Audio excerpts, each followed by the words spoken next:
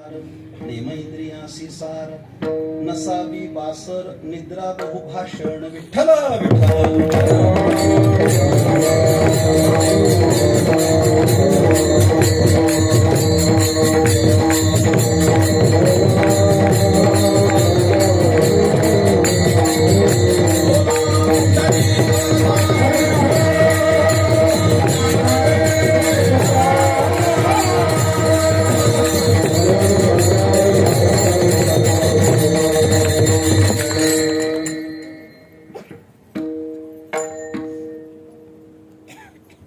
काळ सारावा चिंतने एकांतवासी गंगा स्नाने देवाचे पूजने प्रदक्षिणा तुळशीच्या युक्त आहार विहार नेम इंद्रियासी सार नसावी बासर निद्रा बहुभाषण. संत श्रेष्ठ जगद्गुरु तुकाराम महाराज यांचा हा अभंग आहे. अभंग 4 चरणाचा असून उपदेशपर प्रकरणातील आहे. शिवछत्रपतींच्या पदस्पर्शाने पुनीत झालेल्या ऐतिहासिक अशा या चाकण नगरीमध्ये संत सावतामाळी तरुण मंडळाच्या विद्यमाने गणेश जयंतीच्या पर्वकाळी हा उत्सव संपन्न होतो आहे. त्यातील आजच्या दिवसाची सेवा माझ्याकडे आलेली आहे. थोडा कमी करा.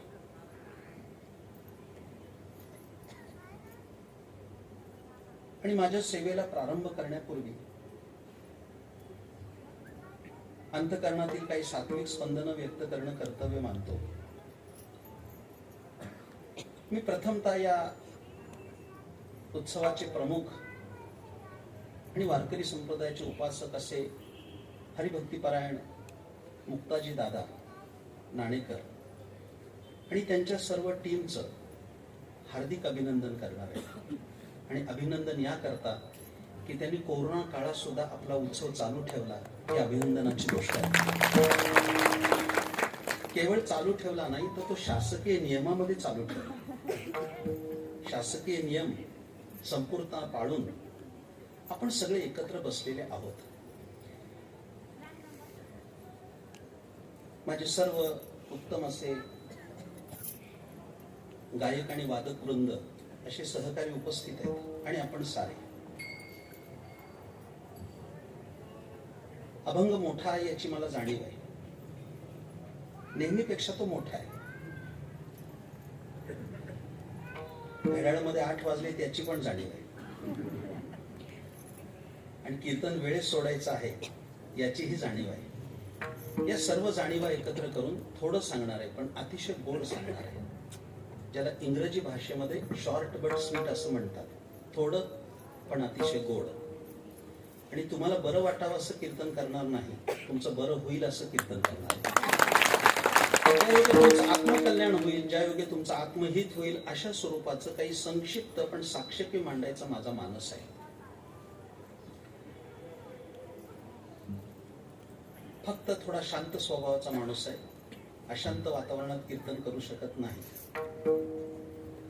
तुम्ही जेवढी शांतता प्रदान कराल तेवढं मी काही चांगलं सांगू शकेन. आणि अशांतता निर्माण झाली तर कीर्तन करावंच असे कोणतेही निर्बंध माझ्यावर नाही. त्याकरता सर्वांना माझी नम्र सूचना आहे की सर्वांनी आपले मोबाईल शांत करून ठेवा. कारण ते यंत्र चांगलं आहे पण माणसातून उठवत आहे. तुमच्याशी हा केवळ 120 मिनिटाचा संवाद साधण्यासाठी मला दिवसभर प्रवास करावा लागलाय. याचं आत्मभान ठेवून आपण कीर्तन ऐकावं आणि सर्वेंद्रियाचं काम करून ऐकावं.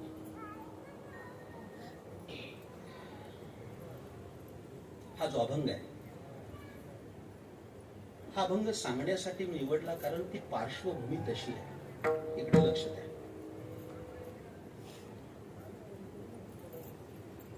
माझ्या प्रिय श्रोत्यांनो, गेल्या 2 दशकामध्ये माणसाने विज्ञानाची कास धरून प्रचंड मोठी भौतिक क्रांती केली आहे. आज इथं अनेक उच्च विद्याविभूषित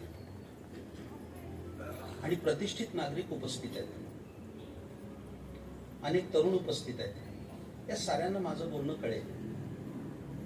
की 20 वर्षामध्ये, गेल्या 2 दशकामध्ये आपण केलेली वैज्ञानिक क्रांती ही कौतुकास्पद आहे. आपल्याला माहित नसेल, कदाचित कल्पनाही नसेल, पण माणसाने चंद्रावर पाऊल टाकलं ही बातमी जुनी झाली आणि वाचून वाचून गुळगुळीत पण झाली. पण अगदी अलीकडची बातमी जर ऐकायची असेल तर तुम्ही सुद्धा आश्चर्यचकित व्हाल की माणसाने चंद्राच्या पृष्ठभागाचे प्लॉट्स पाडले आणि त्याच्या विक्रीचं दुकान निघालंय. आश्चर्य की नाही? म्हणजे जिथं गुरुत्वाकर्षण नाही, पाण्याचा एक थेंब नाही,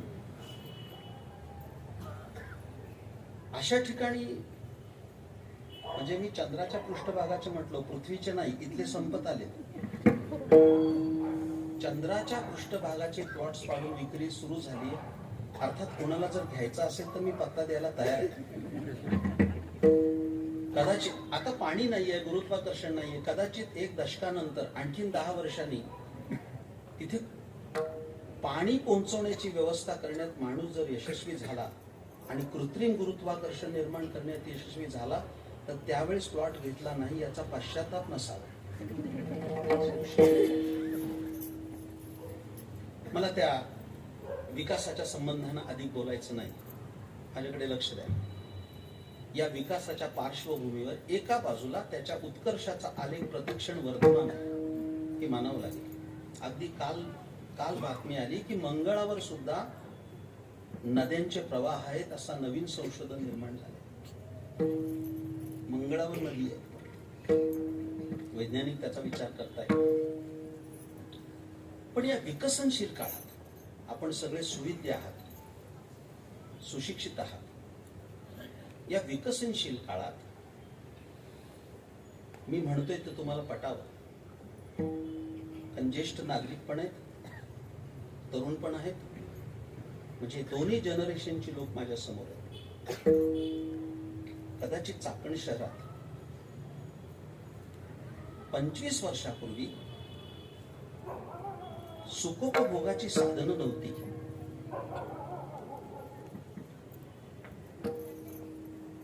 सुखोपभोगाची साधनं आमच्या हाताशी नव्हती, पण माणूस आनंदी होता. पण आज सुखोपभोगाची सगळी साधनं पायाशी लोळण घेत असताना माणसाचा आनंद हरवलाय, असं चित्र आहे. लक्षात घ्या.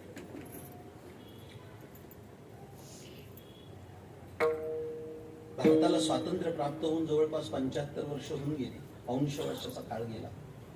पण व्यक्तिगत जीवनात आम्ही इतके परतंत्र आहोत.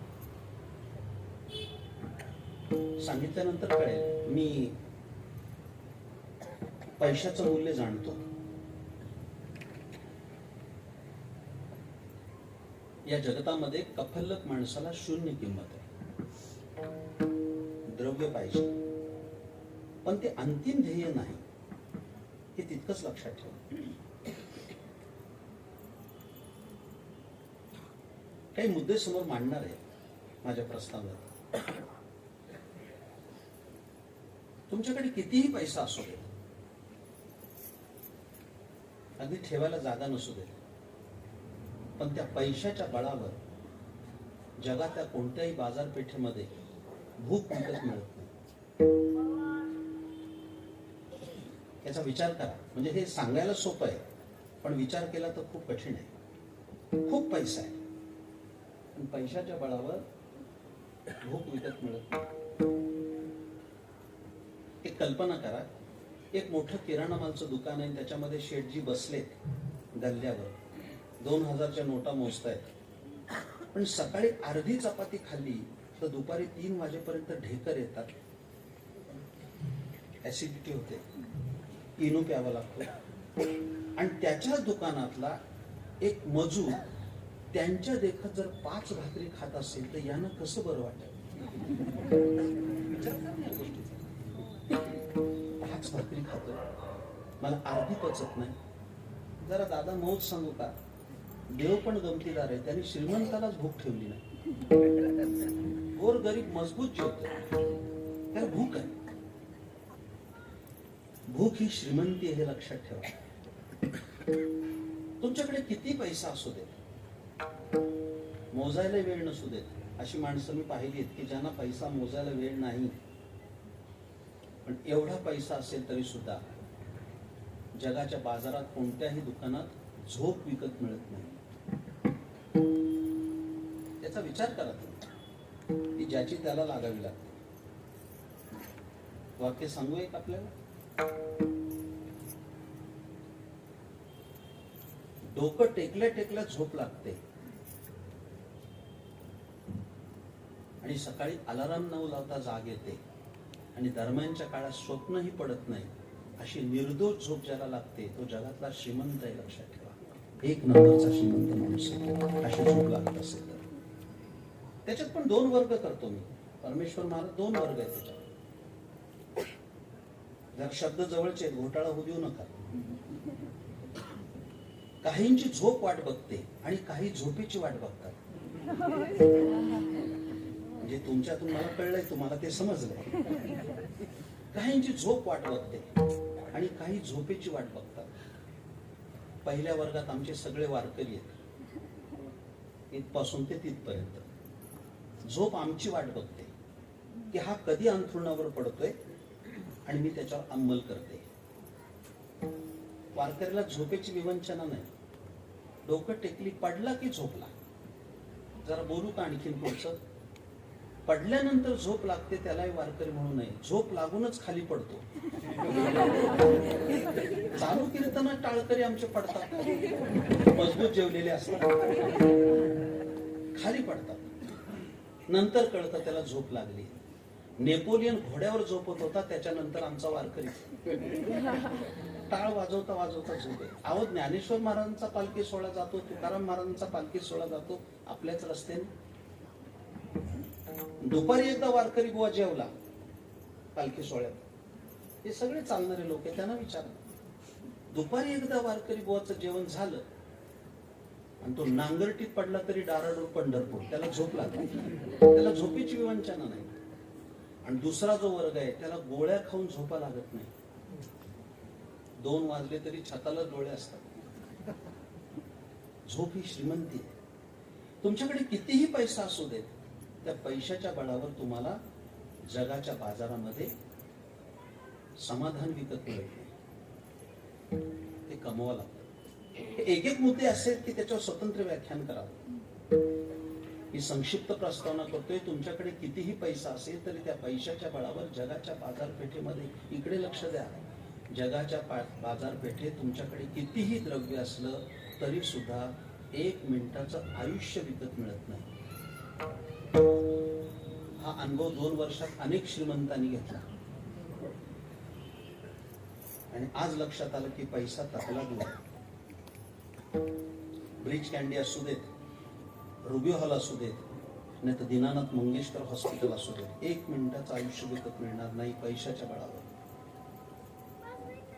आणि सरते शेवटी सांगतो, तुमच्याकडे कितीही पैसा असेल तरी सुद्धा त्या पैशाच्या बळावर जगाच्या बाजारपेठेत आनंद विकत मिळत नाही. तो ज्याच्या त्याला मिळवावा लागतो. म्हणून प्रिय श्रोत्यानो, मला प्राप्त झालेल्या वेळेमध्ये या अभंगातून मी आनंदी जीवनाची सूत्र सांगणार आहे. क्रमशः सूत्र सांगणार आहे. ती फार लक्षपूर्वक ऐका. या अभंगात तुकोबरायांनी आनंदी जीवनाची सूत्र काही मांडली. ती काही सूत्र अभंगाच्या पहिल्या चरणात आहेत.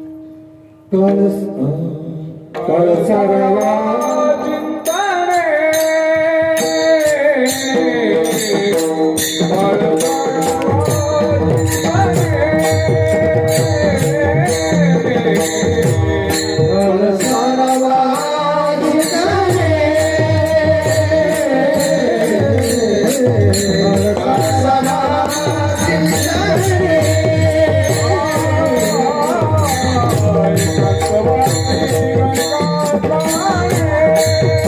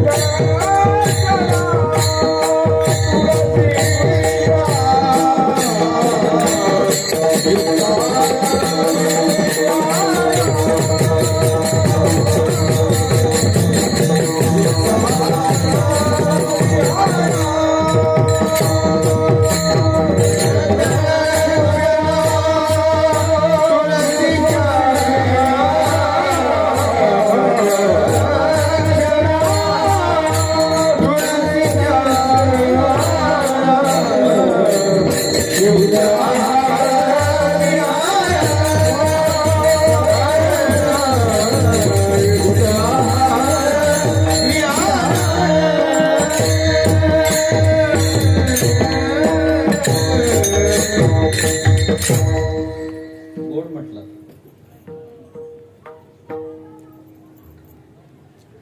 गळ्यामध्ये साखळी असते का नाही, ती अशी एकात एक कडी घालून तयार होते. तसा अभंग असा शृंखला युक्त आहे.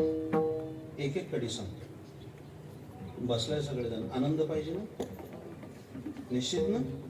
मग पहिली गोष्ट केली पाहिजे की तुम्ही चिंतन केलं पाहिजे. आनंद मिळाला तर तो चिंतनानच मिळाला.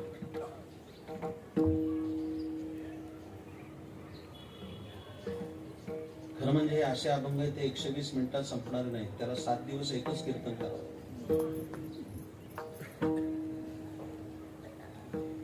मी असं म्हणत नाही की केवळ अध्यात्माच्या चिंतनानं आनंद मिळतो. वेगळ्या अंगानं सांगतो. एक 16 वर्षाचा तरुण एका झाडाखाली बसला होता आणि त्या झाडाचं फळ टपकन खाली पडलं.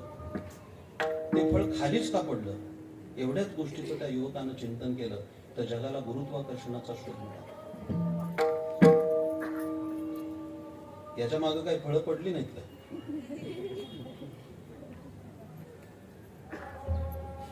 चिंतनामध्ये काय ताकद असते हे न्यूटनचं उदाहरण बोलत आहे.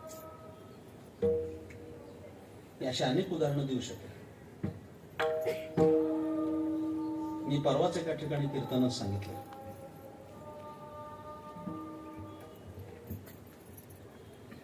एखाद्या विषयाला समर्पित झाल्याशिवाय कदापि संशोधन होणार नाही, यश येणार नाही.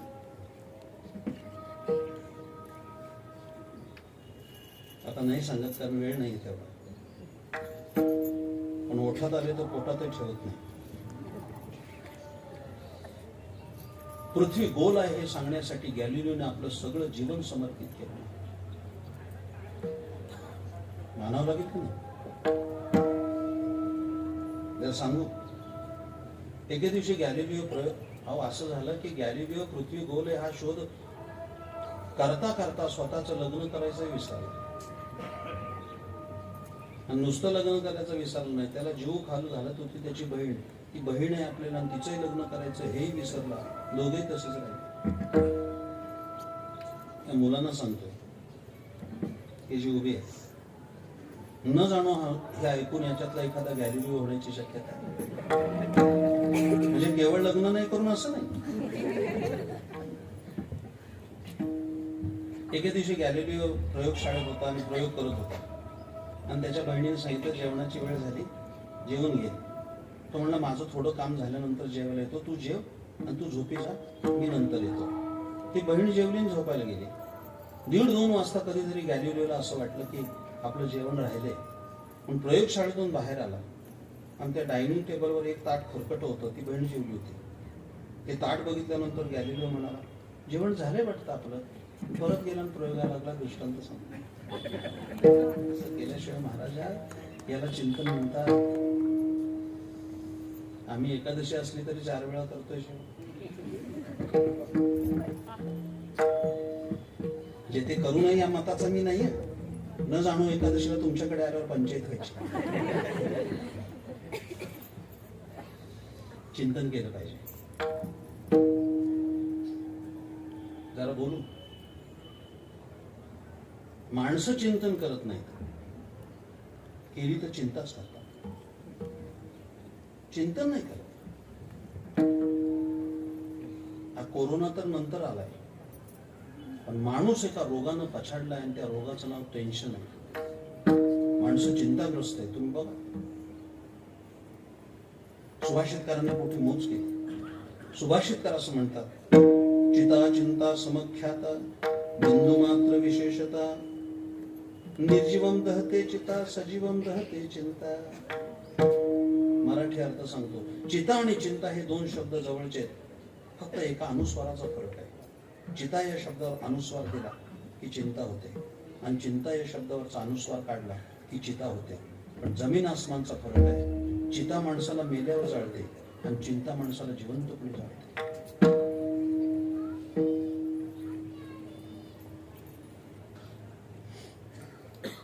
असं दादांचं माझं काही ठरलं नाही बरं का, की सगळा अभंग संपला पाहिजे.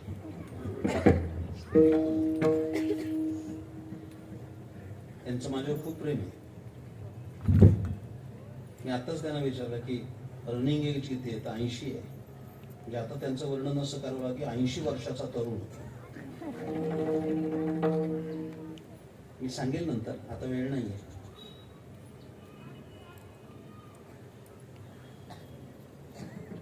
महाराष्ट्रात जसे ज्ञानेश्वर महाराज झाले, हे ऐका.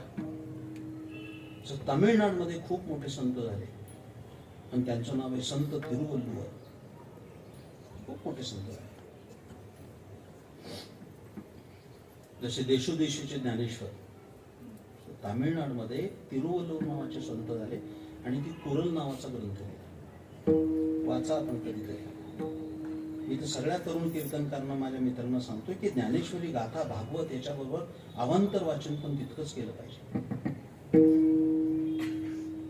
मलाही आठवण्याचं कारण, ते तमिळमध्ये ग्रंथ आहे, तो तमिळ भाषेत आहे, पण या पुण्यानं खूप दिलंय माणसाला. इथंच येरावडा जेलमध्ये, याच येरावडा जेलमध्ये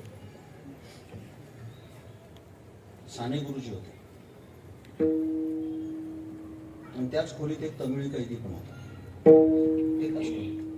पण तो तमिळ कैदी असा कुरल वाचायचा आणि साने गुरुजी ज्ञानेश्वरी वाचायचा. एके दिवशी साने गुरुजींनी त्यांना विचारलं की आप क्या पढ़ते हैं? तो तमिळ कैदी म्हणाला, मैं ये हमारे तमिलनाडु में बहुत बड़े संत हुए, संत तिरुवल्लुवर, इन्हों का ये ग्रंथ है कुरल नाम का, मैं पढ़ता हूँ. तो त्याने विचारलं, आप क्या पढ़ते हैं? सांगितलं, हमारे महाराष्ट्र में संत ज्ञानेश्वर महाराज हुए, उनकी ज्ञानेश्वरी पढ़ता हूँ. किती मोठी माणसं झालीत महाराज. 6 महिने तुरुंगवास होता. साने गुरुजी सांगितलं तर 6 महिने दोघांनी इथं एकत्र राहायचंय. आपण आता असं करू, भाषेचं आदान प्रदान करू. तू मला तमिळ शिकव, मी तुला मराठी शिकवतो. आणि त्या तमिळ कैद्यानी गुरुजींना तमिळ शिकवलं आणि यांनी त्यांना मराठी शिकवलं. 6 महिन्याच्या कालखंडामध्ये गुरुजींनी त्या तमिळ ग्रंथाचं मराठी करून ठेवलं.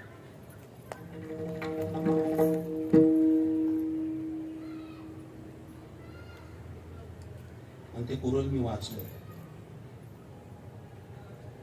खूप आश्चर्यचकित झालो. मी काय सांगितलंय त्या माणसानं, मानवलं. त्यातलं एक वाक्य सांगतो, मला या अभंगाच्या चरणात उपयुक्त आहे.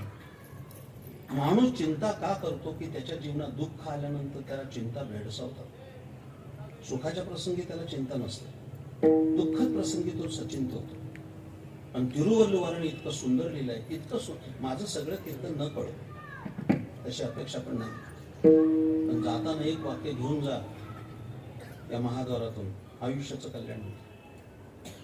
आयुष्याचं कल्याण होतं. एक वाक्य जर घेऊन गेला तर सारे बंधू आणि भगिनी घेऊन जा वाक्य जाताना. इतकं सुंदर त्या तिरुवल्लुवर लिहिलंय दुःखाच्या बाबतीत. ऐका, तिरुवल्लुवर असं म्हणतो, फार सुंदर वाक्य आहे. मी तर माझ्या हृदयाच्या संदुकीत ते वाक्य लिहून ठेवलंय. हे वाक्य ज्याला कळेल तो आयुष्यात कधी दुःखी होणार नाही. त्यानं असं लिहिलंय, जीवनात दुःख आल्यानंतर,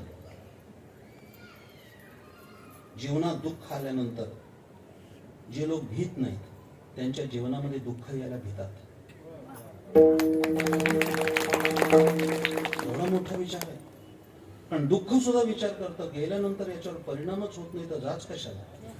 काही परिणामच होत नाही. सोडून द्या चिंता, करू नका. घडलं तर आयुष्यामध्ये चिंतन करा, तुम्हाला आनंद मिळेल. या चिंता तुमच्या संपूर्ण आयुष्याच्या आनंदाचा नाश करतील हे लक्षात ठेवा. चिंतन करा. मी तुम्हाला अभिवचन दिलंय की मी संक्षेपाने बोलणार आहे. त्याच्या पुढची कडी सांगतो. चिंतन करायचं असेल तर ते लोकांतात होत नाही, त्याकरता एकांतात जावं लागतं. लोकांतामध्ये चिंतन नाही होणार. आता गर्दीत बसल्यानंतर कशाचं चिंतन?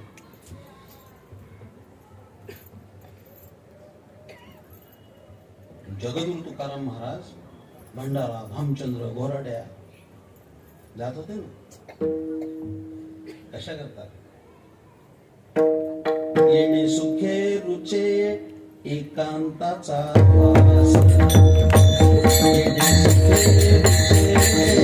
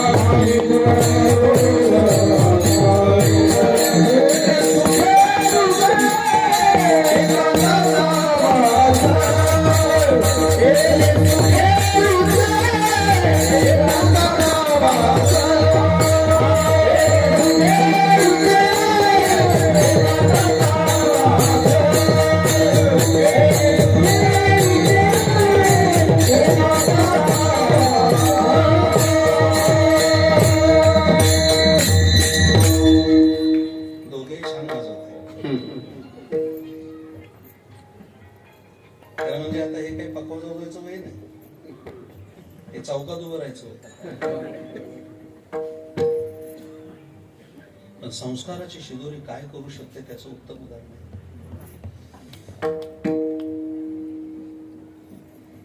एकांतात काहीतरी चिंतन करा. पण एकांताचा जसा फायदा आहे तसा तोटा पण आहे, तो पण विचारात घेतला पाहिजे. चांगलं ऐकताय तुम्ही, इतके जीव लावून ऐकताय, पापणी सुद्धा पडत नाही, असंच ऐकलं पाहिजे.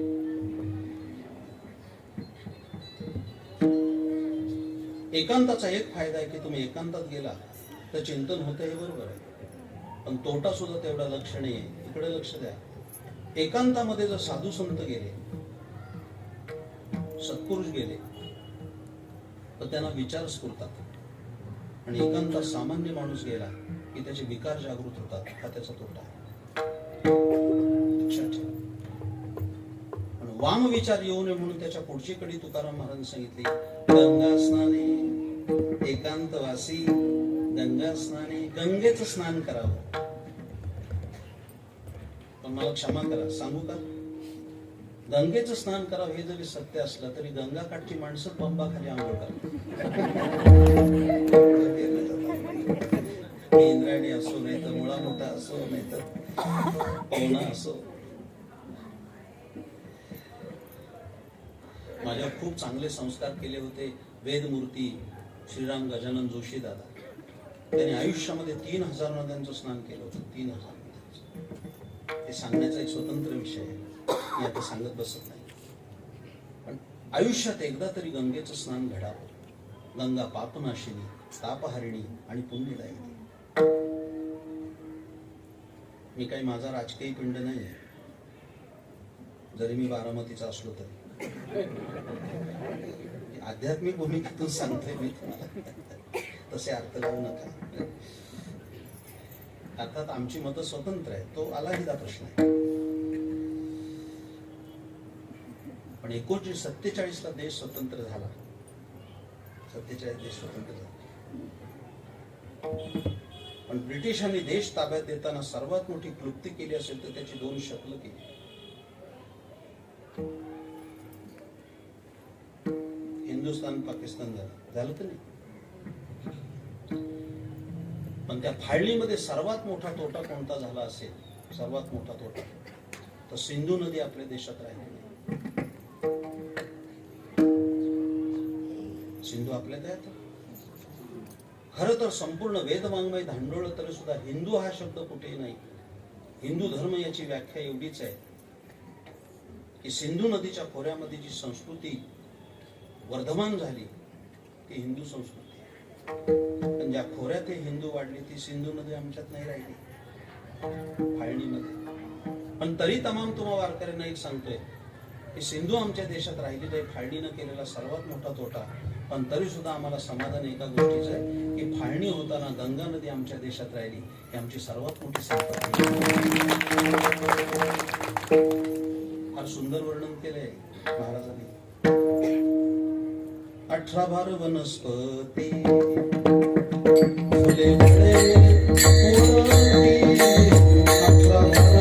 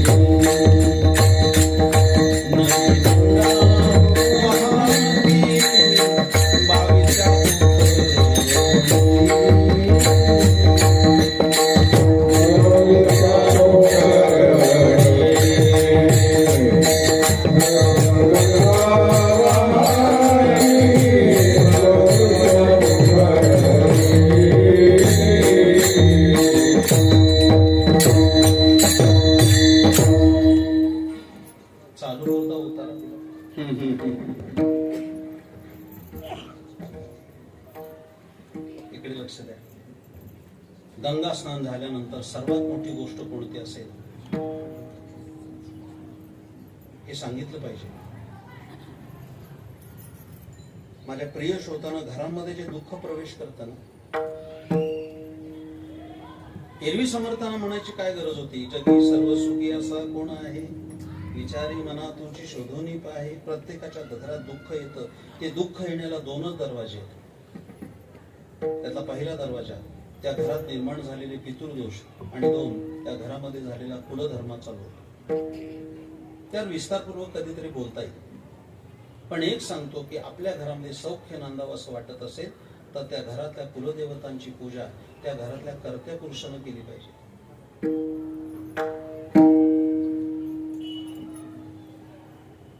तुम्ही सगळे माझेच आहात, राग येणार नाही म्हणून सांगतो. आम्ही सोयीस्कररित्या ती सगळी पूजा आमच्या घरच्यांवर सोडतो. एखाद्याला विचारणार, काय पाटील देवाची पूजा कोण करतं? तेच नाही, मंडळी करते. हे दात विचकत सांगतो. त्यालाही शरम येत नाही सांगायची. हा, तुम्ही गावाशिवायला गेल्यानंतर त्यांनी पूजा करावी यात काही प्रश्न नाहीये, त्यांना अधिकार आहे तो करायचा. पण घरातल्या कुलदेवतांची पूजा त्या घरातल्या कर्त्या पुरुषानं करायची असते तर त्या घरामध्ये सौख्य नांदते. आणि या उपरांत एक सूत्र सांगतोय. आनंद पाहिजे ना, चिंतन केलं पाहिजे. चिंतनाकरता एकांतात गेलं पाहिजे. एकांतात वाम विचार येऊ नये म्हणून गंगेचं स्नान केलं पाहिजे. आणि स्नानोत्तर कुलदेवतांची पूजा केली पाहिजे. आणि पूजा झाल्यानंतर तुळशीला प्रदक्षिणा केल्या पाहिजे. त्या सुद्धा महिलाच करतात. मला नाही कधी पुरुष प्रदक्षिणा करताना दिसणार. खरं सांगू का? खरं सांगू, संस्काराचे मोती सांभाळले ते फक्त महिला वर्गाने सांभाळले. मानलं पाहिजे. जे त्यांना बरं वाटा असं बोलत नाही, कारण मी तुमच्या पक्षातला आहे. तुम्ही बघा, सगळ्यांना विचारून बघा, सगळे सण त्यांच्याच वाट्याला आहे. हे देणगी आहे त्यांना. आता संक्रांत झाली, कुणाचा सण आहे? पुरुषांचा. गेले का हळदी कुंकाला? सण कुणाचा आहे? बायकांचा. गौरी कुणाचा सण? बायकांचा. नागपंचमी बायकांचा सण आहे की नाही? आपल्या वाट्याला फक्त एक सण आलाय, शिमगा. आम्ही तो विमान इतबारे साजरा केला. बोंबलण्याशिवाय येतंय काय दुसरं माणसं? प्रदक्षिणा करते तर त्याच करते. आणि आता तुळशीचं महत्व लोकांना कळू लागलं काढी पिताना.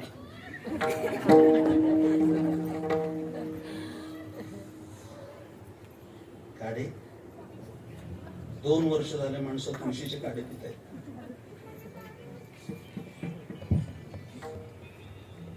रागणार नाही ना? आला तरी येऊ दे, आता बोलवलं तर ऐकलंच पाहिजे. यांनी तुळशी लावलं, काढे आपण पितो. मी तुम्हाला सगळ्या माझ्या माता भगिनी सांगितलं, ताटवेच्या ताटवे लावा तुळशीचे, ताटवेच्या. हे असं आहे, तुम्हाला सांगतो, प्रचंड मोठा आता सध्या जर समस्येचं गणित कोणतं असेल तर पोल्युशन हा खूप मोठा विषय आहे. आपल्या पुण्यामध्ये सिमला ऑफिसला लावलेत बघा इंडिकेटर्स, कधी गेलं तर, म्हणजे किती प्रदूषण आहे. सकाळच्या पहिल्या पानावर येते, कोण वाचते एवढं बारीक? वर्तमानपत्र सुद्धा माणसं वाचत नाहीत, चाळतात. दुसरं पान, आजचे राशी भविष्य, मेष, अचानक धनलाभ होईल, दिला पेपर. अगोदर 4 रुपये खर्चून धनलाभ कसं काय? त्याच्यात कोपऱ्यात असते बघा 60 धोकामुक्त पातळी, आहे की नाही? आहे ना गरुड साहेब, आहे की नाही तिथं? 120 धोकादायक पातळी, 160 अति धोकादायक. आणि आज पुण्याचं पोल्युशन 178 आहे. पुढे चाललोय आपण. आपल्याच वाहनातून भकाभक निघणारा कार्बन मोनॉक्साईड नावाचा धूर आयुष्याचे राखारोळी करणार. मी काही तसुभर पण बाजूला गेलो नाही, पण शाळेत कधीतरी स्वीकारलं होतं की रात्री झाडाखाली झोपू नये, कारण रात्री सगळी झाडं कार्बन डायऑक्साईड सोडतात. पण माझ्या प्रिय श्रोत्यानो, 24 तास फक्त ऑक्सिजन सोडणारी वनस्पती फक्त तुळशी. तुळशी, आता काय सांगू, नाही सगळं कळत, एखादा दृष्टांत तर लक्षात राहील. रामायणात एक दृष्टांत आहे. मारुतीराज जेव्हा गेले लंकेला सीतेच्या शोधासाठी, ते प्रभू रामचंद्राने सांगितलं की तू लंकेत जातोयस, सगळी राक्षसांची नगरी आहे, पण तुला जर कधी चहा प्यावा वाटला तर आपलं एक घर आहे. तो पित होता चहा की नाही हा पुढचा विषय. आधुनिक रामायणावर तू तिथं जाऊ शकतोय. मारुतीराने उड्डाण केलं, अशोक वाटिकेचा विध्वंस झाला, सीतामाईची भेट झाली, इत्यादी इत्यादी. पण मारुतीला कर्मे ना, कारण लंकेत भजन नाही ना, भजन नाही. मारुतीरायांनी आपल्याला एक घर सांगितलंय, कोणाचं? विभीषणाचं. पण घर ओळखायचं कसं? कारण आपण काही पत्ता आणला नाही, मोबाईल नंबर आणला नाही, पण बुद्धिमत्ता मोरिष्ठम. मारुतीराने एक उड्डाण केलं आणि लंका नगरीला एक फेरी मारली आणि अचूक एका दारात उतरले, त्या घरात घुसले. तो विभीषण प्रभू रामचंद्रांची पूजा करत होते. मारुतीरायाला आनंद झाला आणि त्यांनी मोठा उद्घोष केला, जय श्रीराम. त्यांनी वळून मागितल्यानंतर पाहता तो त्यांनी सुद्धा उद्घोष केला, जय हनुमान. एकमेकांची भेट झाली आणि विभीषणाने विचारलं, अरे पण माझ्या घराचा पत्ता कुणी दिला? या गावात सगळे राक्षस राहतात, माझा पत्ता कुणी देणार नाही. मारुतीरायाने विचारलं, मी पण कुणाला विचारलं नाही, मग घर सापडलं कसं? मी लंका नगरीला एक प्रदक्षिणा घातली आणि फक्त एकाच दारात तुळशीचं वृंदावन दिसतं आणि या वृंदावनानं तुझा पत्ता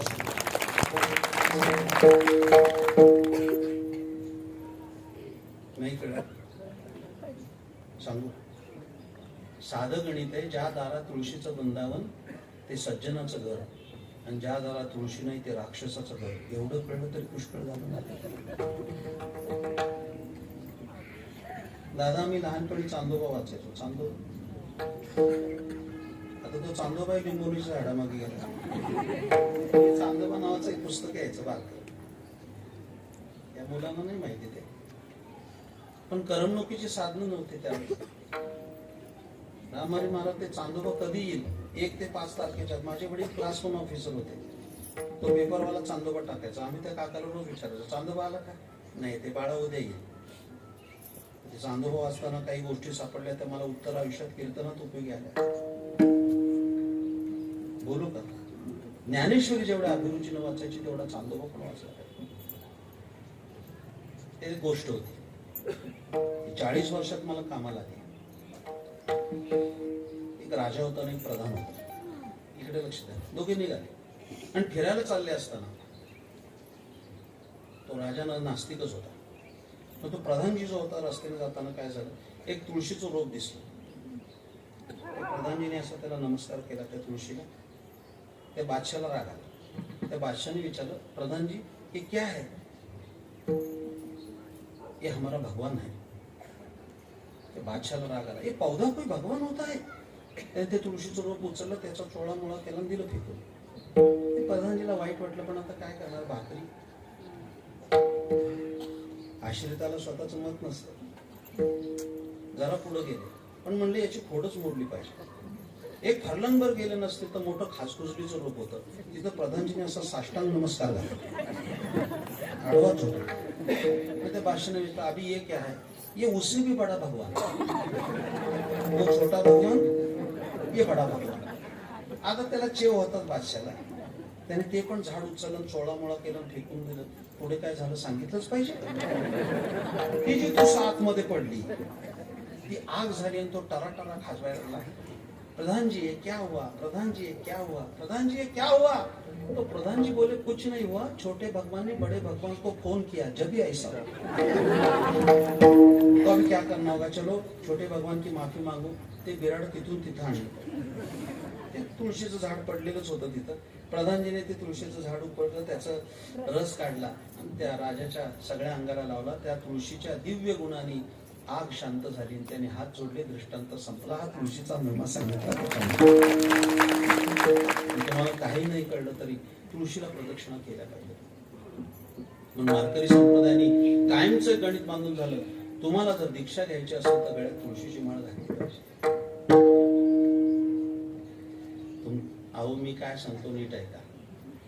देव भेटो न भेटो, आरोग्य तर भेटो. माणसाचे कन्सेप्टच बदलले सगळे दिवसेंदिवस. म्हणजे रद्दी डोकी होत चालली लोकांची. काही माणसं आमच्याकडे आणतात, महाराज घालायला माळ, त्याला काय लय येते, पिण्यासाठी माळ आहे का गळ्यामध्ये? माणसांची हेतू बघा कशी आहेत. त्यासाठी नाही,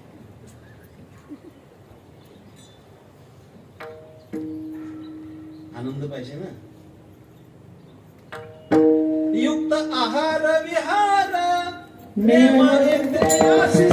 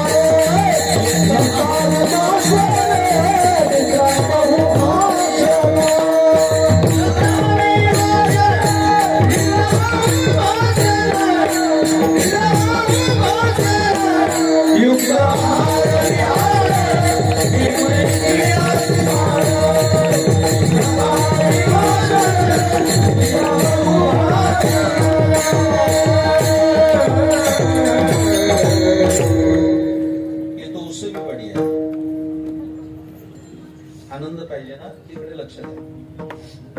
पुढचं सूत्र सांगितलं की तुमचा आहार चांगला पाहिजे.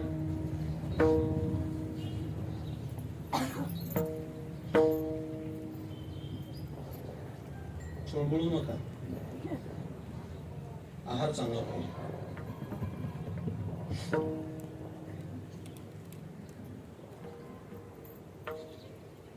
हे माझं अनुभवाचं कीर्तन आहे, मी काही पाठ करून आलेलो नाही. आपणही ऐका, तुमचंही कल्याण होईल.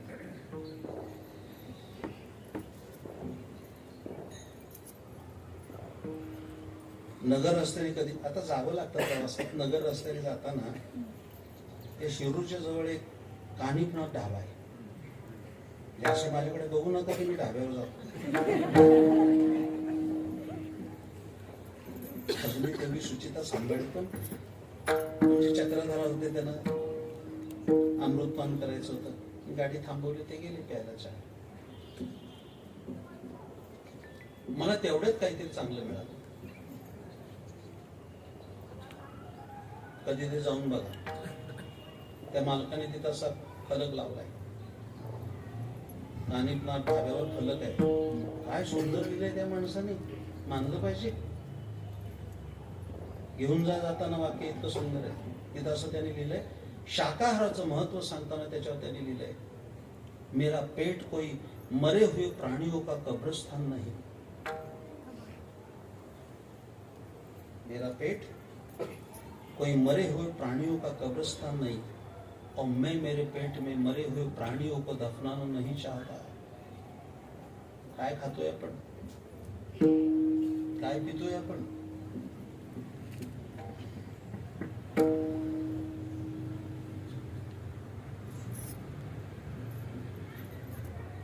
वाईट खाऊ नये, वाईट पिऊ नये. एक तर कीर्तन संपल्यानंतर माझ्या दर्शनाला झाला, पिऊनच आला. ते चौकदार असतात ना, त्या चौकदाराने त्याला तिकडे हाकललं, तिकडे जा, इकडे येऊ नको, महाराजांचं दर्शन घ्या. तो तिथनंच ओरडायचा, मला महाराजांना प्रश्न विचारायचा आहे, मला महाराजांना प्रश्न विचारायचा आहे. मी त्या चौकदाराला म्हणलं, त्याला येऊ दे, काय विचारायचं ते विचारू दे, नाही तर ही गावभर वाजणारी घंटा आहे, उद्या सांगेल महाराजाला काहीच येत नाही. काय विचारायचं ते विचारून त्याच्या आकल्याचे तारे तोडू दे, काय तोडायचे. तो आला, नमस्कार केला, नाशाकडे बघायला लागला माझ्याकडे. ते बघणं विचित्र असतं, तुम्ही बघून बघा.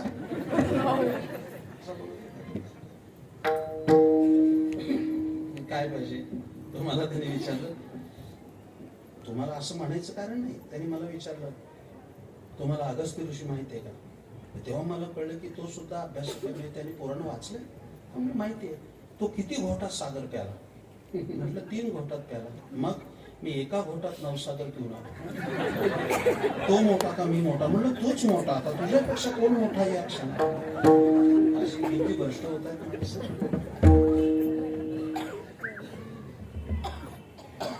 आता तर आनंदी आनंद आहे सुपर मार्केट मध्ये.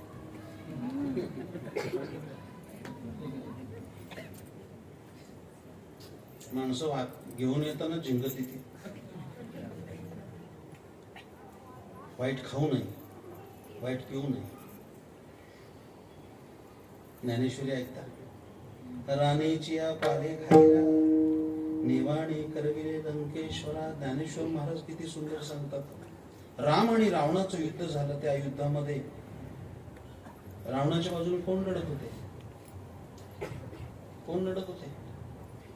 सारे राक्षस. आणि प्रभू रामचंद्रांच्या बाजूने कोण लढत होते? सगळे वानर. ऐकताय का नाही? राक्षस काय खात होते? मांस खात होते. आणि माकडं काय खात होती? पाला खात होती. आणि विजय कुणाचा झाला? माकडाचा नाही, पाला खाणाऱ्याचा झाला.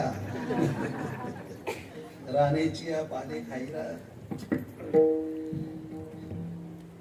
एवढे सगळे बसलाय ना. माझं कीर्तन ऐकल्यानंतर एखादा चुकून माकून राहू शकतो. हे सगळेच वारकरी नाही. मी जातो सांगली जिल्ह्यामध्ये, आमचं एक वारकरी घर आहे. दादा 54 लोक एका खटल्यात. किती? 54. 4 मुलं, 4 सुना, मुलं नातवंड. आणि त्यांचे तुमच्यासारखे एक 80 वर्षाच्या आजोबा आहेत. त्या 54 लोकात एकानेच अजून माळ घातली नाही. त्याच्या 2 नंबरच्या मुलाने, त्या म्हाताऱ्याची. मी आता गेलो होतो, म्हणलं दादा त्याला माळ घालायची. तो म्हातारा म्हणला त्याला नाही माळ घालायची. म्हणलं का? त्याला का नाही घालायची? तो म्हणला तो पाहुण्यासाठी ठेवलाय. काय दीर्घ नियोजन. एखादा पाहुणाचा रविवारी आला तर एखादा नमुना आपल्या गावात पाहिजे. नमुन्यावर राहू नका तुम्ही, वाईट खाऊ नका. जरा हळूहळू उशिरा कळते काय. युक्त आहार. आधी ते मांसाहारी माणसाला नावं ठेवायचं कारण नाही. शाकाहाराचं पण मी सांगतोय. युक्त आहार तो सुद्धा युक्त पाहिजे, शाकाहार असला तरी. समर्थांची ओवी, पण त्या ओव्या पण आम्ही सगळ्या प्रदूषित करून टाकल्या. दासबोधात ओवी, आपण येतेष्ट जेवणे उरले ते वाटणे, परंतु वाया दवडणे हा धर्म नव्हे. पण त्याचा आम्ही अपभ्रंश केला. आपण येथेच्छ जेवणे. फरक कळतोय का नाही? समर्थांनी काय लिहिलंय? आपण येतेष्ट जेवणे. आणि आम्ही काय केलं?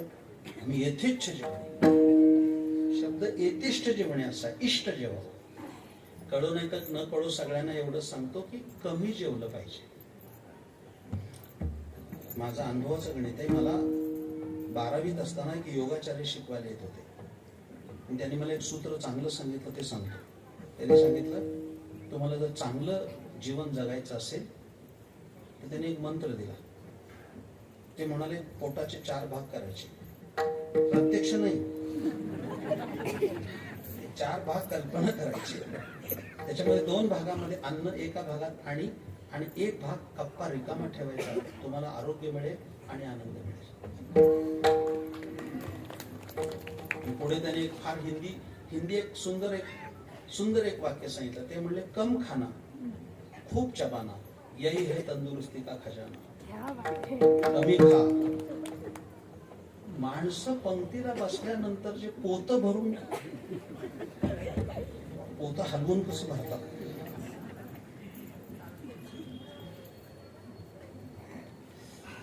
मी एकदा सातारला गेलो होतो. परमेश्वर बुवा, सातारला गेल्यानंतर तिकडची वांगी फार प्रसिद्ध आहेत. कृष्णाकाठची अप्रतिम वांगी. वांग्याचं कालवण केलं होतं, ज्वारीची भाकरी होती, चातुर्मास असल्यामुळे कांदा पण होता. मैफल रंगत आली. आम्ही महाराज किती खाणार, अर्धी भाकरी एवढा भात, संपलं जेवण. पण 2 असे बसले होते जेवायला, त्यांच्या स्पर्धा लागली जेवायची. याला एक भाकरी, याला एक भाकरी, याला एक भाकरी, याला एक भाकरी. किती भाकरी खाव्यात असं तुमचं म्हणणं आहे त्या दोघांनी. रामहरी भाऊ किती भाकरी खाते असतात, काय अंदाज लागतोय? 13 भाकरी. त्यांनी नाही म्हणत नव्हते, एवढेच म्हणत होते. शेवटी ती स्वयंपाक करणारी बाई बाहेर आली आणि म्हणाली, सावकाश जेव्हा, दळून येते. पातेल्यातलं सगळं पीठ संपलंय, आता काय दळून आल्याशिवाय तुम्हाला भाकरी घालता येणार नाही. अशा माणसाला आरोग्य मिळणार नाही, पर्यायी आनंद मिळणार नाही.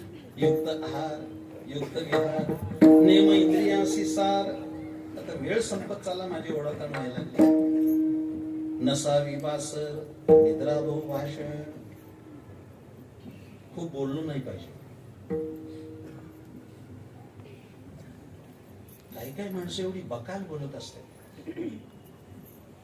कातड्याचे म्हणून वाचले, खापराचं असतं तर कधीच फुटलं असतं.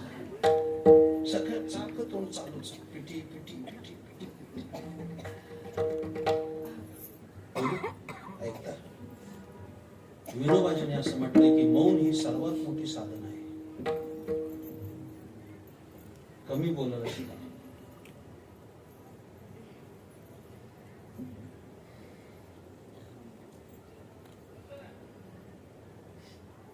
कमी झोपलं पाहिजे. सगळ्या तरुणांना संदेश देतो, कीर्तन संपता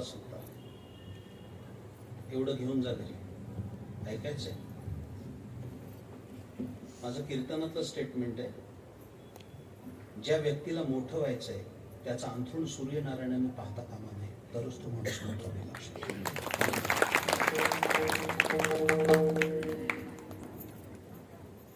आता सकाळी उठायच्या वेळेपर्यंत मुलं मोबाईल बघत असतात, पहाटे 3 पर्यंत. सकाळी 11 वाजता झाली भली पहाट.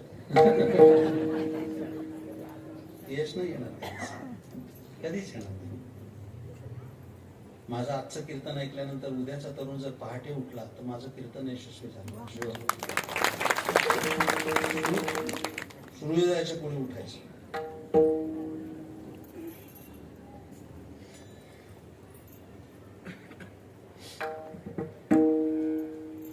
श्रीमद भागवत महापुराणात एक गोष्ट आली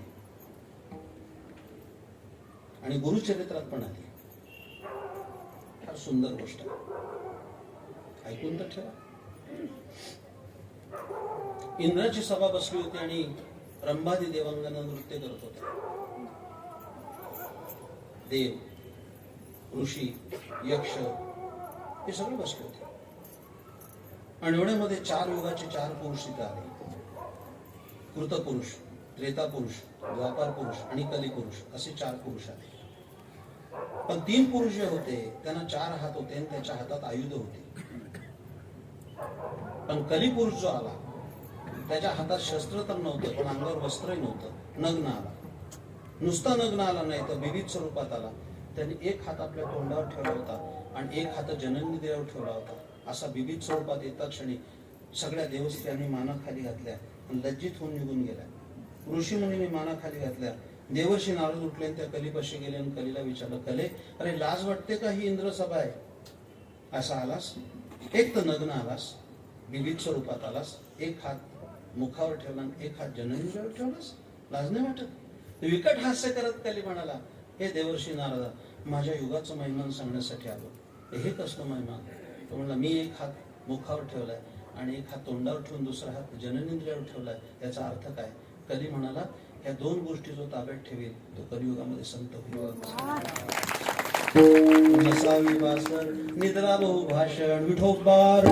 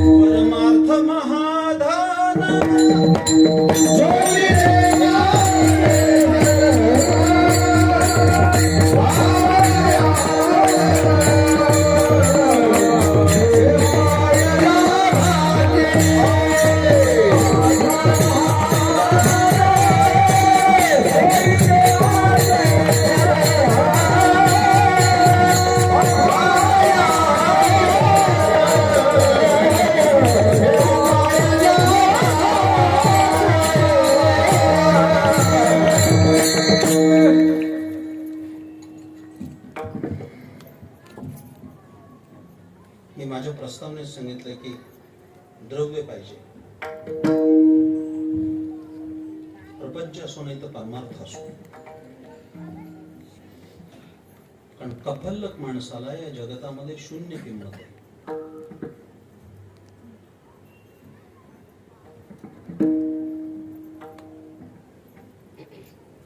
सर्वात मोठं धन असेल तर ते परमार्थ धन आहे. ऐकता, मी आत्ताच एक पुस्तक हाता वेगळं केलं वाचून. सगळ्यात जगातला मोठा माणूस कोण असेल तर तो रावण आहे.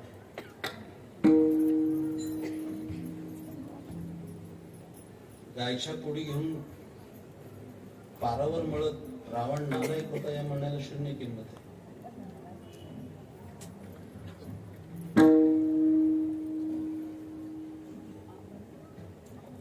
अमेरिका एवढं श्रीमंत राष्ट्र आहे, पण अजूनही अमेरिकेमध्ये एकही सोन्याचं घर नाही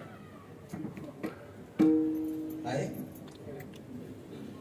ज्याच्या राज्यात 7 कोटी सोन्याची घर होती तो माणूस कसा असेल?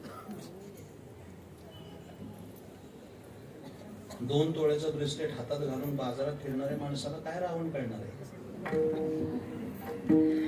कधीतरी रावण सांगेल मी चाकणला. खरंच ऐकण्यासारखं.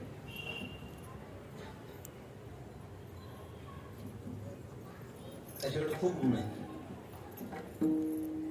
फक्त दुसऱ्याच्या पत्नीची अभिलाषा केली त्यामुळे सगळ्या लंकेची राख झाली.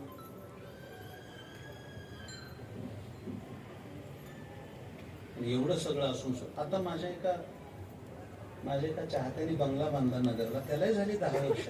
2.5 करोड रुपयाचा बंगला बांधला. 2.5 करोड 10 वर्षापूर्वी. मलाच वास्तुशांतीला बोलवलं कीर्तनाला. कीर्तनापूर्वी बसलो. चला म्हणले महाराज, ते बंगला सगळा दाखवला. 60 खोल्या बंगलेला, 60. घरात माणसं 3.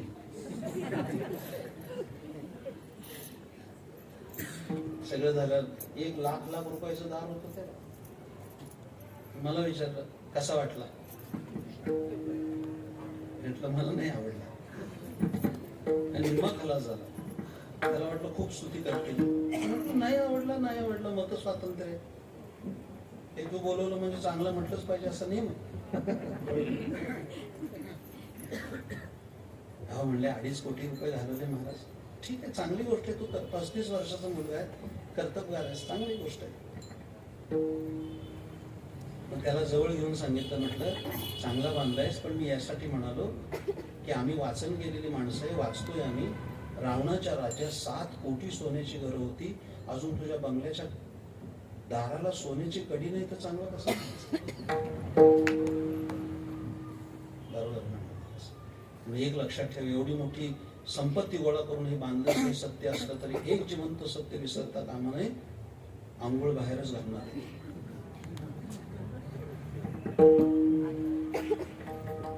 कोणी घालेल बंगल्यात, यांनी बांधला म्हणून नाही. 2 फाड्याच बाहेर, फाड्यावर आंघोळ घालतील. सांगा ते तेवढी नाही. एक सुंदर वाक्य सांगतो माझ्या प्रिय श्रोत्यानं. स्लोगन ज्याला म्हणतात, तेवढं लक्षात ठेवा. ज्याच्यातलं काहीच बरोबर येत नाही त्याचं नाव संसार आहे. आणि ज्यातलं काहीच वाया जात नाही त्याचं नाव परमात्मा.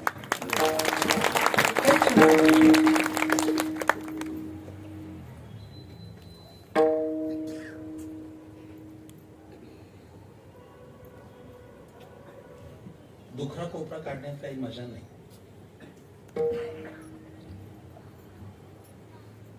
पीपीई किट घातलेल्या प्रेताला सुद्धा कोणी बघायला गेलं.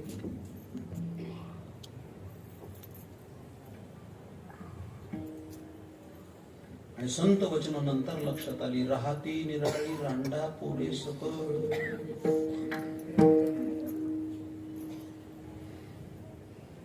तुकाराम महाराज म्हणाले, देह समर्पिचे देवा, भार काहीच न घ्यावा, होईल गवा तुका म्हणे आनंद. आनंदाची सूत्र संपवताना तुकाराम महाराज म्हणाले, हा देह देवाला समर्पित करू नका.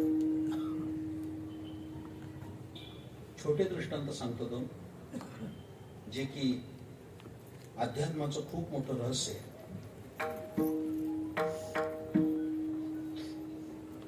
माकड बघितलं कधी?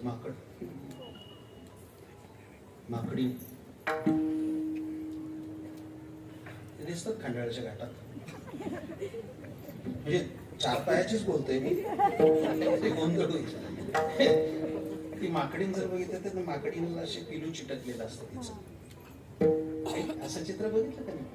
आणि ती माकडीने या झाडावरून त्या झाडावर उडी मारत असते. ऐका इकडं, मी कीर्तनच सांगतोय. त्या पिलाची जबाबदारी कुणावर? नीट उत्तर द्या, भांजाळल्यासारखं देऊ नका. पिलाने पकडलंय ना, आणि ती आई उड्या मारत असते, ती जबाबदारी कोणावर आहे? पिलावर आहे. पिलाने हात सोडले ते पडणार. एक दृष्टांत बाजूला टाका. दुसरा सांगू, आपल्या घरातला मांजर आणि मांजरीचं पिलू बघितलंय? ते कसं असतं? ते माने कसं धरलेलं असतं. मांजरीने दातात धरते, 7 घर फिरवते, आणि ते पिलू फिरा असं. तुला कुठं न्यायचं तिकडे नाही. आता जबाबदारी कोणावर? मांजरीवर आहे का नाही? पिलू निश्चिंत आहे. दृष्टांत संपला. माकडाच्या पिलासारखा परमार्थ करू नका. केला तर मांजराच्या पिलासारखा करा. तुम्हाला तो आनंद पाहिजे. सोडून द्यायचं. तारसी तरी तारी मारी, काय सांगतोय नाट आम्हाला? सांगू? ऐकता? खूप छान ऐकलं तुम्ही, खूप छान ऐकलं. आपण फक्त एवढं म्हणायचं, आई ज्ञानाबाईला, तू आमची आई आहेस आणि आम्ही तुझी लेकरं आहोत. आमचा सांभाळ करणं हे तुमचं काम आहे. आम्हाला काही कळत नाही, आम्हाला पदरात काय एवढं म्हटलं की तुझा परमार्थ सोडा. तुकाराम महाराजांनी खूप मोठी आम्हाला दिलेली देणगी आहे. सरते शेवटी सांगतो सर्वांना, आपण सगळे बसलात, अजूनही कोरोना संपला नाही. कुठे कुठे नवीन व्हेरियंट घेऊन येतोय तो, पण कोरोना काही गोष्टी चांगल्या शिकवल्या, खूप चांगल्या. किमान हात धुवायला तर शिकवलं. नाही तर पूर्वी माणसं नुसती खंगळत होती, खाल्याचं कीर्तन सुटलं की अशीच सरकून बसत. हात धुते, हात धुवून घ्यायला नाही, हात धुवायला शिकवलं. हात धुवा, वारंवार हात धुवा. वॅक्सिनेशन झालं नसेल तर करून घ्या. सॅनिटायझर हाताला लावा, जरी अल्कोहोल असलं तरी लावलं पाहिजे.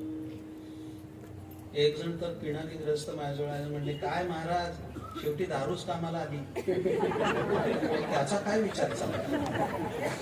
म्हणलं मूर्खा, हाताला लावायला सांगितले, प्यायला नाही सांगितले. एक आमचे असे सदस्य ओळखीचे खूप पितात, ते ऐन लॉकडाऊन मध्ये माझ्याकडे आले. म्हणलं ते तोंडाला लावा, माझ्या दर्शनाला हे म्हणले गरज नाही, अख्ख्या शरीरातच अल्कोहोल आहे. बॉडी सॅनिटायझर झाली. विनोदाचा भाग सोडून द्या, पण सर्वांना माझं सांगणं आहे, वाईट खाऊ नका, वाईट पिऊ नका, परस्त्री पाप नजरेने पाहू नका. दररोज आंघोळ करा, तुळशीला पाणी घाला, एकादशीला उपवास करा, जय जय रामकृष्णारी मंत्र म्हणा, आनंदी पंढरीची देहूची वारी करा आणि सुखाने संसार करा. आणि हे सगळं करण्यासाठी गळ्यात तुळशीची माळा घाला. त्याच्यासारखा आनंद कशातच नाही महाराज, कशातच नाही. मी अनेकदा दृष्टांत दिले, मी अनेकांची चरित्र वाचले. त्याच्यामध्ये सद्गुरू दादा महाराज सातारकर हे महान संत होते. दादा महाराज सातारकर जेव्हा पंढरपूरला गेले, दिंड्या पताका वैष्णवनाथचं ती त्यांनी पण माळ घातली गळ्यात. माळ घातल्यानंतर नाचायला लागली. तर त्यांचे जोडीदार काकावाणी होते, त्यांनी विचारलं नाचताय कशाला? तर दादा महाराज सांगितलं, माळ घातली त्याचा आनंद झाला म्हणून नाचतोय. काकावाणीने विचारलं, आनंद झालाय त्यात कसला आनंद? दादा महाराजांनी जे उत्तर दिले ते सोन्याच्या अक्षरात लिहिण्यासारखं आहे. ते म्हटले, काल गळ्यात माळ नव्हती, गळा मोकळाच होता. काल जर मरण आलं असतं तर कोणाचं म्हणून लिहिलो असतो.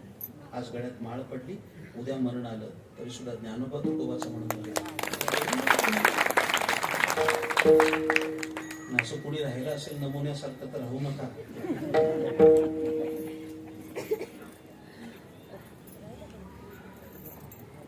सर्वांना माझा संदेश आहे, खूप उत्तम उत्सव चाललाय. सगळ्याला माझं आवाहन आहे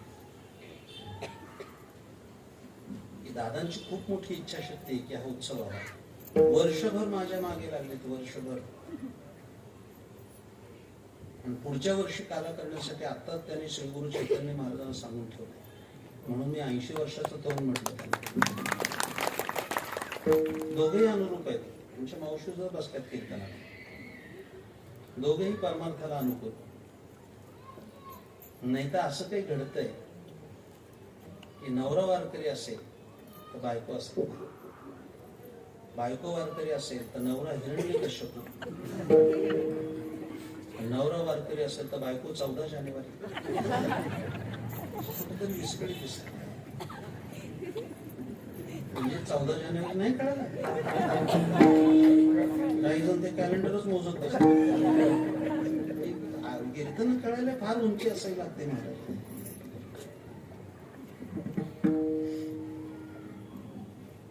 खूप बरं वाटलं, पण सगळ्यांवर जबाबदारी आहे. हा उत्सव एकटा सावतामाळी मंडळाचा नाही, आपण सगळ्यांनी त्याच्यात कटिबद्ध झालं पाहिजे. आपल्याकडे द्रव्य असेल ते द्रव्य समर्पित केलं पाहिजे. माझ्या प्रिय श्रोत्यानो, तन मन धनानं परमार्थ करायचा असतो, पण तन अशुद्ध आहे, मन अशुद्ध आहे, धन अशुद्ध आहे. तन शुद्ध करण्यासाठी स्नान केलं पाहिजे, मन अशुद्ध असेल तर ध्यान केलं पाहिजे, आणि धन शुद्ध करण्यासाठी दान केलं पाहिजे. तर 40-45 लोक ज्ञानेश्वरी पारायणाला बसलेत. खूप आनंद वाटला. आणखीन आनंद वाटला या गोष्टीचा की धर्मसत्ता चालते त्यावेळेला राजसत्तेचं बळ असावं लागतं. या संपूर्ण समारंभाच्या मागे हिमालयासारखी ताकद ज्यांनी लावली ते आमच्या अमृत नाना सेवेकरी. कोणती गोष्ट कमी नाही पडत, ते कधी पुढे येत नाहीत. पण सगळं जे आहे म्हणजे ही परवानगी आणण्यापासून अमृत नानांनीच काम केलं. आणि याचं कारण काय असेल तर त्यांच्यावर असणारी स्वानंद स्वामींची कृपा आहे. गुरुकृपेचं असं लेणं असल्यामुळे त्यांनाही मी सुयश चिंतितो. आणि सगळ्यांचं या ठिकाणी नेतृत्व करणारं हे सगळं गरुड कुटुंबीय, हे दोघंही उभयता पती पत्नी. मी तर सांगितलं की ज्योतिताई गरुड आता हे सगळं पाहतायत. मी दादांना सांगितलं की तुम्ही आता निवृत्त होता होता आता पुढच्या काळामध्ये असं म्हणावं लागेल की ज्योतिताई म्हणजे मुक्ताजी दादाची मुक्ताई म्हणाली पाहिजे. चांगल्या पद्धतीचा उत्सव तुम्ही करत आहात. हे सर्व माझे मित्र हरिभक्तीपरायण अशोक महाराज इदगे यांचे सगळे सहकारी, आमचे रामहरी महाराज, परमेश्वर महाराज त्यांचे सहकारी, माझ्यासोबत आलेले निळोबा महाराज एक उत्तम अपवास होते. त्या मुलांनी पण फार सुंदर वाजवलं. खूप मोठा होतो सो त्याची खूप तपश्चर्या केली पाहिजे. विद्यार्थी कधीही संतुष्ट होता कामा नाही, तो असंतुष्ट असला पाहिजे मरेपर्यंत. संतुष्ट झाला की त्याची विद्या संपली. कायम असंतुष्ट राहिलं पाहिजे. काहीतरी मिळवायचंय, काहीतरी मिळवायचंय, बोलू सांगू जाता जाता. विद्यार्थी कायम असंतुष्ट असला पाहिजे आणि प्रापंचिक कायम संतुष्ट असला पाहिजे. संतुष्ट आहे असं वाटलं पाहिजे. सर्वांचं सुयश चिंतितो. पुढच्या वर्षी आपण असाच उत्सव करणार आहोत मोठ्या प्रमाणामध्ये. सर्वांनी त्याच्यामध्ये कटिबद्ध व्हावं. फक्त तरुणाईला संदेश देतो. माझे अत्यंत तरुण मित्र शशीभाऊ काटे आज इथं आले.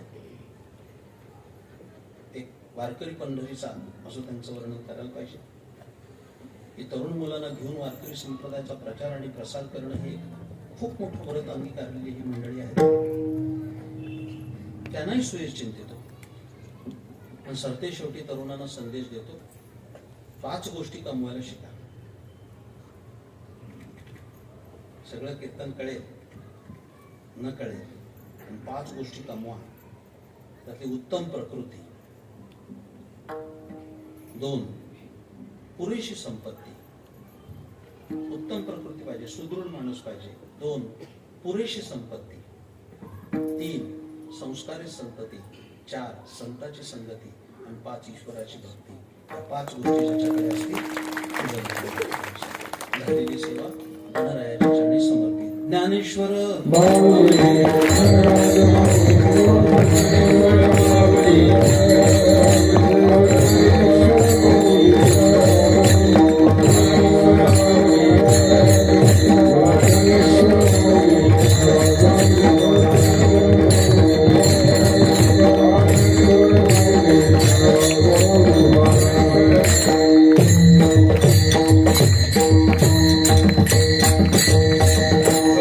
जय